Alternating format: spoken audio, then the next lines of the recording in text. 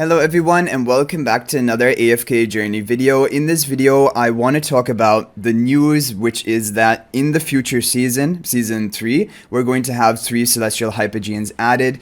Is it too much? And how do you prepare for it? And just going into a calculation of, realistically speaking, how long it will take you to build a celestial hypogean from scratch up to Supreme Plus. Okay, so let's go back to the beginning of the Song of Strife season. There was a talk with designers where the developers first shared that their plan for each season is to have 2 to 3 celestial hypogean heroes added. And at that time, even then, the 3 sounded like way too much to me, and even 2 sounded like really, honestly, difficult, because you're still going to be having to make a decision, one of the 2 each season that comes around, usually.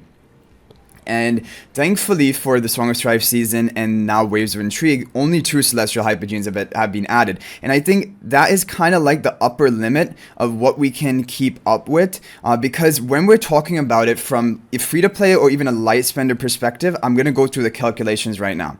So from the guild coins that you earn, let's say you're in a pretty good active guild, from your guild chest distribution, you can get 5,000 guild coins or more. From your weekly quest, you can get 7,000 guild coins. In total, that is 12,000 every week. Okay, so in a month, they're a bit over 4 weeks. Let's do 4 times 12 is 48,000. Let's round it up to 50,000.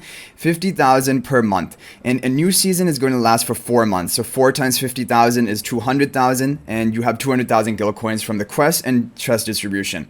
Now, I know there are other ways of earning. For example, Clash Fronts, Guild Supremacy. All of these add additional on top of that. So let's say you get another 40,000 guild coins from all of these other modes, which I can't accurately calculate all of that. But let's just basically take it up to 240,000 because it's a nice number. It divides by 30,000 and it will give you 8 copies. So I think per season, being in an active guild, playing daily, you can expect to get 8 copies of a celestial hypogean from the guild shop. Okay, but in order to take a hero to Supreme Plus, and honestly speaking, you will want to take most of your celestial hypogeans eventually to Supreme Plus.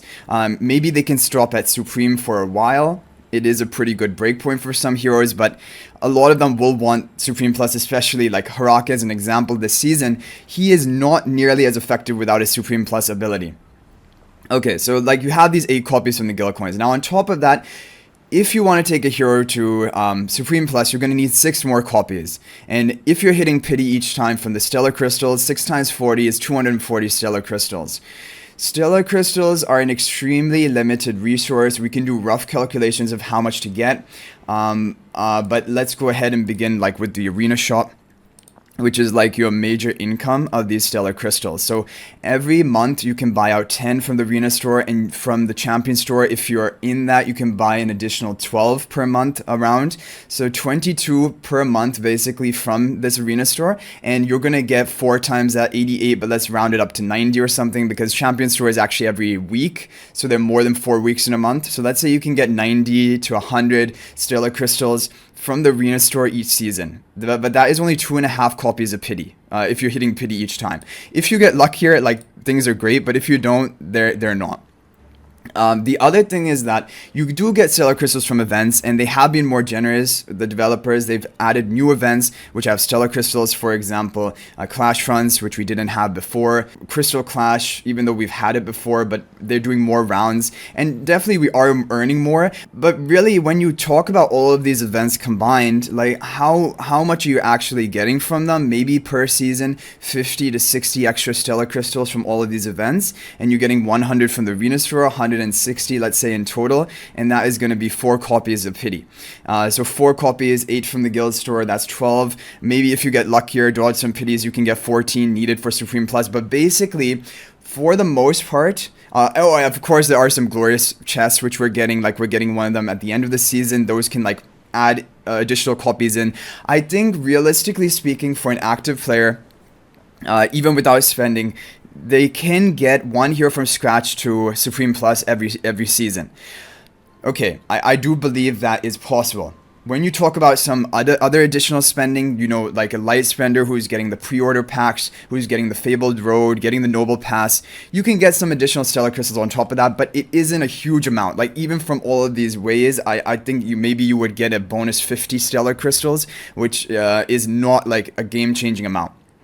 So basically for free-to-players and light spenders, they're exactly in the same boat. The only ones who are actually going to be able to build all Celestial Hypogeans to their maximum, like just assuming Supreme Plus, are people who are spending on the Stellar Crystals from pop-up packs or from the store. And light spenders usually are not doing that because they're not the highest value packs. And free-to-play players, of course, are not. So this is kind of the issue.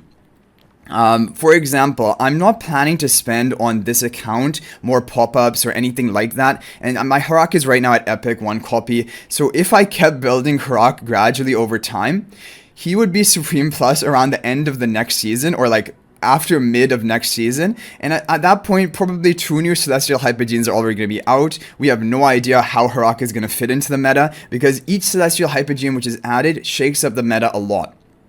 Unless it's a hero like Dunlinger. Even then, he shakes up PvP meta, but he doesn't become like a must-pull status. So I think from these calculations, and realistically speaking, a player will only be able to build up 1/3 of the new heroes released out of Celestial Hypogeans in the next season if 3 are being added. If 2 are added each season, they're only able to build up 1/2 of them.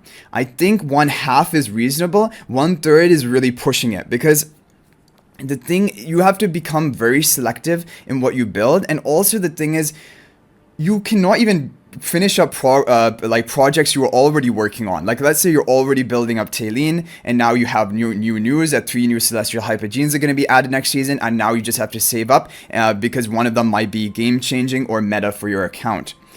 So that is the issue. 3 Celestial Hypogeans is, in my opinion, too much. I would like it if they limited it to 2. I think 2 is a reasonable amount, and even when 2 are there, I really like this season. This season is one of my favorites because we had 1 Dunlinger, 1 Harak. Harak is a PvP beast as well. He's like a Lily May, right? He's a PvP beast and really good in Dream Realm. Dunlinger is a purely PvP tech type option for people who are spenders. They are able to build him and make good use of him in like Dunlinger diagonal teams. There's a lot of good uses for him, and for people who are not able to spend or not able to put down a lot of money on the Stellar Crystals, they can pass on Dunlinger and their account is still going to be really strong just by building Harak. I think 3 Celestial Hypogeans is too much, and the problem is, even if new events are added, like we have just kind of calculated, how much can we really expect from those new events? Maybe per season 50 extra Stellar Crystals, even that is asking for a lot. And so if there isn't some other way of earning Stellar Crystals, like on a daily basis, for example, like maybe from ranking rewards or something like that, it becomes just out of reach for a vast majority of players. And the problem is, yes, I know, like, for example, like, let's say 1 year down the line, you could have all the current Celestial Hypogeans up to Supreme Plus, but by that point, all the current ones are going to be basically power crept by future ones, who are going to be more meta and more relevant. So, like, the ones that you previously had might not even be useful anymore. So it's like, that's kind of the problem.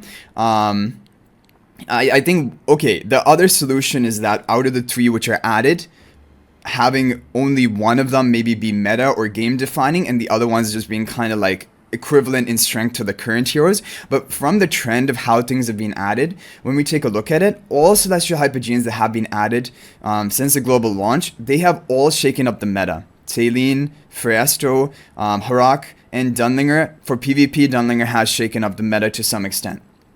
So it's probably going to expect to continue to go like this. And that is the thing. And like, I mean, it is difficult, and it also is kind of like a it's a difficult feeling knowing that, for example, it's going to take you 4 months to save up for 1 full Celestial Hypogean to build out, and by the time you save up for it, there might be a new hero which is going to be even better than it. And so I think it should be limited to 2 Celestial Hypogeans per season. And I would like it if one of them was kind of like this season, one was kind of like a tech PvP option. which is good for people who can do it, but not a must build. And one would be like an overall well-rounded hero for everyone's account. Yeah, I mean, or it just comes down to releasing more powerful factional heroes that can compete with Celestial Hypogeans. But as of how things have been released, the Celestial Hypogeans have always dominated over the regular faction heroes.